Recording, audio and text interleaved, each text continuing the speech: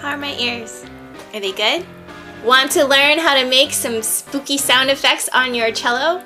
In this video, I give you 10 ways on how you can make some spooky sound effects just in time for the Halloween season. Hi, my name is Liz from Cellomoji.com, and I give you tips and tricks to learn to play the cello for all those moments in your life. If you're new to this channel, thanks for stopping by, and consider hitting that subscribe button and the bell next to it so you won't miss out on any other Cellomoji videos. So it's getting around that time of year where all the scary movies start coming out and people are thinking about what costumes to wear, and most importantly, all that awesome Halloween candy. Leave in the comment box below, what is your favorite kind of candy during this time of year? Personally, for me, I am a sucker for Twix. So I thought it would be fun just to show some techniques that you can do on your cello to create that sort of that spooky atmosphere. And just keep in mind that all of these techniques you can actually do on other string instruments, but I'm just going to show it to you on the cello here. So you can also challenge yourself on taking some of your regular solo music and trying some of these techniques out and seeing how it might change the tone or the color of these songs. So one thing to know is that you'll start to notice that a lot of scary movies and suspenseful movies are often written in a minor key. So it is good practice for you to go and review some of your minor scales, and also it might be good for you to review how to play a chromatic scale. And another thing to know is that even though I'm listing these sort of scary effects one by one, you can totally do a combination of all of them and it'll create a really neat sort of scary effect. So let's get into it, and I'm gonna take off my pause for this one. Alright, so the first technique is called Tremolo, and kind of similar to how the spelling is, tremolo is like trembling. So what you do is you're putting your bow on the string and you are basically using very, very little bow, but you're kind of shaking the bow as quickly as possible. So it's almost giving this sort of shivering, trembling effect. And one thing to experiment is you can definitely do it at different volumes. So, you know, if it's like a really loud section of tremolo or a really soft section, it can create different soundscapes like that. The next effect is called sul Ponticello. So what this means is you're basically playing on the bridge or very, very close to the bridge. So when you're doing this, it will sort of create a kind of almost metallic-y sound, and it'll just sound very almost harsh at times.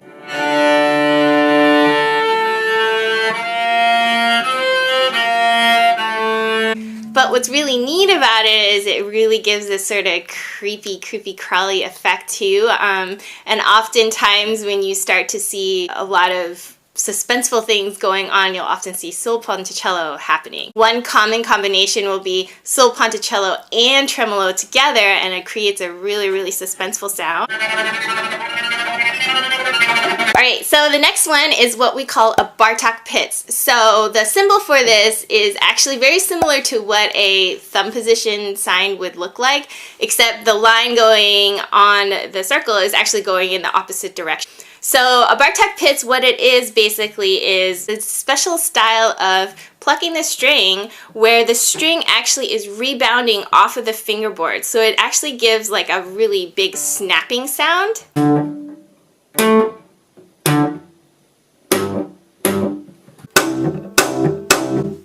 So you can see that it's totally different than just a regular pizzicato sound. And what's really neat about it is it just gives this sudden effect that will really catch people off guard. My only caution to you is when you're doing Bartok pizz, if you're doing it on, say, a violin or viola, just be very careful about how you're pulling the string. Definitely on cello too, you have to be careful that you're not like over pulling the string because you don't want it to like snap in your fingers.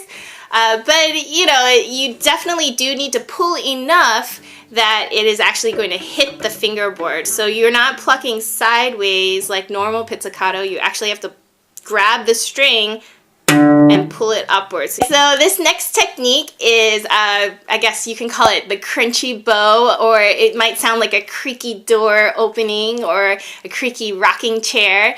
This is actually one of those things that as a teacher we tell you not to do when you're trying to make a beautiful sound. But in this case, you're going to put your bow on the string. It's helpful to have a lot of rosin when you're doing this as well. And you're basically going to put a lot of weight into the bow, but not a lot of horizontal movement. So it's just going to sound really creaky.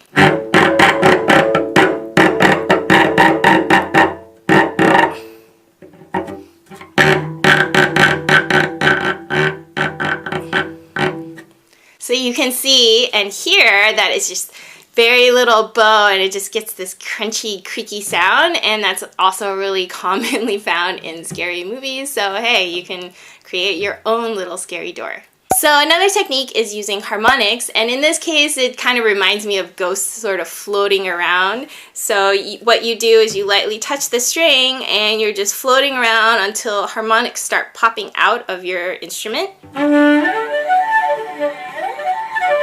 So the next effect is called colegno, and what it is you are actually using the stick of your bow to tap against the strings, and this kind of can give a little effect of sounding like skeletons or just like interesting knockings that are going on. So in order to play colegno, I think of holding my bow and then I'm turning the bow so the stick is really facing more towards me, so the hair is basically facing away from you, and that way it won't feel totally uncomfortable to use the stick against the strings. Okay, so the next sound effect is actually using the body of the instrument itself. So what you can do is a series of effects that kind of give a sort of ghostly effect, or things like walking or knocking. So for example, just common things like, you know, knocking, or if you're hearing that your strings are resonating while you're doing that, you can dampen the strings with one hand while you're doing that. Another thing where you can use the side of the body is you're taking your bow and instead of bowing on the strings, you're actually bowing the side of your cello. If you're doing this effect, just take it easy on the body of your instrument. Obviously, the bow on the side of your instrument is not really supposed to happen, but in this case, it is kind of a neat effect if you want to give it a try. Another effect is you can actually use your hand itself rubbing against the side of the cello to create different kind of swishes and sort of squeaks and squawks with your hand against the side of the cello, or it can just make sort of this nice rubbing sound.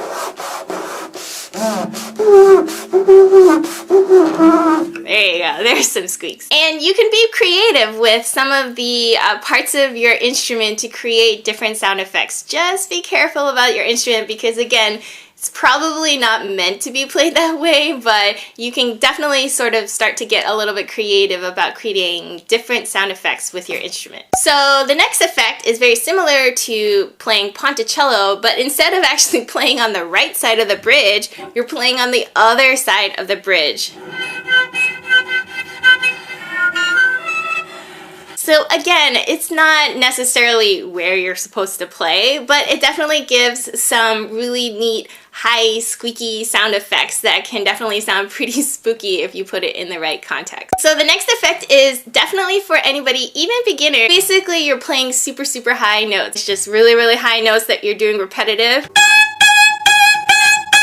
It's also really effective to use a lot of down bows in a row because that has a more aggressive sound, and you just stick your hand up there, come down to the fingerboard, so make sure you're giving enough pressure on your left hand to get the string down, and then just saw away with your bow. You're not necessarily trying to go for the prettiest sound here, you're just trying to go for that sort of scary, intense sound with your bow. Okay, so this last effect is using what we call sirens or glissandos, and you're doing a lot of sliding, but what's happening is your bow is staying in full contact with the string while your left hand is moving up and down. You can go slow, you can go fast, you can stay down low, or you can go up high. On its own, it may not seem like much, but trust me, there is plenty of that going on in a lot of those spooky moments you see in movies. Question of the day, which of these sound effects do you feel would be the spookiest to hear? Leave your answers in the comment box below. I would love to read what you think. Are there other effects that I've missed? Definitely also leave those in the comment box below. I would love to explore other ways of making spooky sounds on my instrument. So I hope you have fun with these different sound effects, and who knows, maybe you can create your own little spooky Halloween soundtrack. Give me a like if you really enjoyed this sort of exploration into different sounds you can make on your cello, and be sure to hit that subscribe button if you haven't done so already. Thanks again for watching, and I'll see you guys in the next video. Bye!